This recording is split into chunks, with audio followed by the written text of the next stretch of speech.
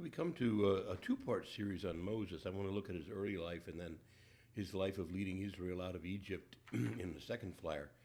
There's a little bit of there's a lot of things here, I should say, to look at in his early life. Just the providence of God, but also sometimes we get a little ahead of God. You know, we have a tendency to think, look, I'm going to get in here and solve this thing. And Moses encounters a little bit of that in his own personality. And we'll look at that as well. As most of you know, Moses was under a death sentence. Pharaoh had said the following. I'm reading from Exodus 1 and verse 16. He says to the midwives, he says, when you're helping the Hebrew women during childbirth, on the delivery stool, if you see the baby is a boy, kill him. If it's a girl, you may let her live. You know, Pharaoh was threatened by the large number of Jewish people. They had a large family, shall we say. They were very fruitful and multiplying. And I think he felt a threat about this. He wanted to reduce their numbers, especially of the men who might take up arms. Okay. So it says here, though, then in Exodus chapter 2, we have here the opening lines about Moses' life. It says, now a man from the house of Levi went and took a wife, also a daughter of Levi. The woman conceived and bore a son, and when she saw that he was a goodly child, she hid him for 3 months. And when she could hide him no longer, she took for him a basket made of bulrushes and daubed it with bitumen and pitch. And she put the child and placed the child among the reeds in the river's bank. And his sister stood at a distance to know what would be done with him. And so this is an act of faith on their part, but I would imagine they've kind of been noticing a few things that go on. So it just so happens that Pharaoh's own daughter came along, and he sees the as the child is sort of floating there near the edge of the river. Pharaoh's own daughter sees him. And so here, I'll just pick up the story again in Exodus 2. It says, the daughter of Pharaoh came down to bathe at the river. Now, I'm going to guess they probably noticed this was a pattern. Maybe they thought this was a way. When she opened, she saw when she opened the little crib that had been made, when she opened it, she saw the child crying, and she took pity on him and said, this must be one of the Hebrews' children. And then her Hebrew maidservant said to Pharaoh's daughter, shall I go and call you a nurse from the Hebrew women to nurse this child for you? And Pharaoh's daughter said to her, go. So the girl went and called the child's own mother. Now, see, here's a connection, right? The maidservant was a slave girl and probably one of the Jewish women. Yes, God's providence is amazing here, but it's also, he uses cooperation with human beings to bring it about. So the slave girl had probably been informed, and there was some hope that maybe the child could be saved. So anyway, the girl went and called the child's own mother. And Pharaoh's daughter said to her, now take this child and nurse him for me, and I will give you your wages. Amazing. So the woman took the child and nursed him, and Pharaoh's daughter named him Moses, for she said, I have drawn him out of the water. So it's amazing providence here, isn't it? It's in some ways the action of these women shows desperation, but also decisiveness, right? This is something that it leads to a number of ironies or paradoxes that come here. Pharaoh's chosen instrument of destruction, the Nile River, is a means for saving Moses.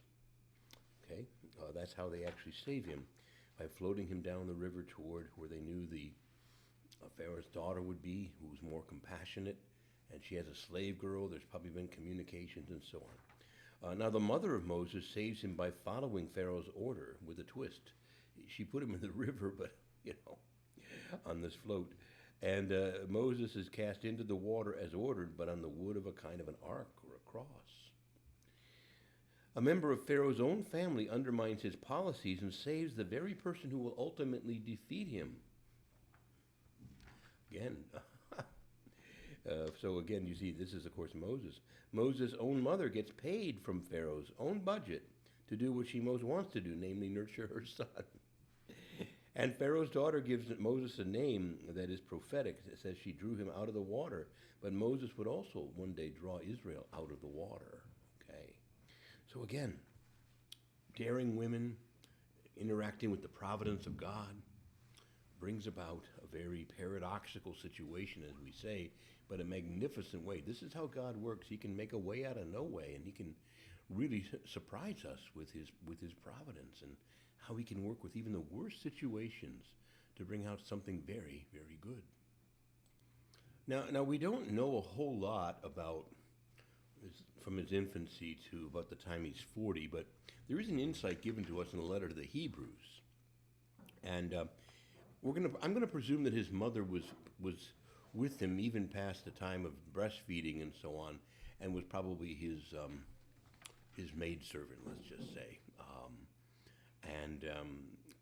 that she told him about his true history and who he really was. That's my presumption. You read the text here from Hebrews 11 and verse 24. It says, "By faith, Moses, when he had grown up, refused to be known as the son of Pharaoh's daughter. He chose to be mistreated along with the people of God rather than to enjoy the fleeting pleasures of sin. He regarded disgrace for the sake of Christ as of greater value than the treasures of Egypt." Now that's a commentary more than an historical thing, but it goes to show you that I'm sure his mother had told him who he really was, and it gave him again also a great compassion for his fellow Jewish people. And so Moses, we don't have anything much more there, but the door sort of closes, but it reopens, and it reopens again at age 40. And think about this for a minute. Generally, people around age 40 in their 30s and into around mid-40s are kind of the prime of life, at least physically, but also very often in terms of other things. Our strength, our energy, our mind, everything seems to sort of be at its peak. And all of us would think this is now the time for Moses to go to work and try to free the Jewish people from these 400 years of slavery. And Moses thinks this too. But sometimes we can get a little ahead of God. And Moses did. So let me read to you now from Exodus 2 and verse 11. It says, "One day when Moses had grown up, he went out to his people and looked on their burdens, and he saw an Egyptian beating a Hebrew, one of his own people. He looked this way and that, and seeing no one there, he killed the Egyptian and hid him in the sand. When he went out the next day, behold, 2 Hebrews were fighting together. And he said to the man who did the wrong, 'Why do you strike your fellow?' He answered, 'Who made you the prince and judge over us? Do you mean to kill me like you killed the Egyptian?' And then Moses was afraid, and he thought, surely the thing is now known. And when Pharaoh heard of it, he sought to kill Moses. But Moses then fled from Pharaoh and stayed in the land of Midian, and he sat down by a well." Okay. Now, so you see that Moses is gotten ahead of God. He thinks now's the time I'm going to begin to intervene. And of course, the Jewish person asked him a very good question: "Who appointed you as ruler over us? What do you mean to do in intervening in this argument I'm having with a fellow Hebrew? Who appointed you to anything?" And the answer is no one. So again, we have this tendency that we sometimes have to step in and try to intervene in our own way. And so basically God says to Moses, look, he doesn't say it in the text, but the implication is, he says, "You're too proud. I can't use you right now. You're too strong. You're too proud.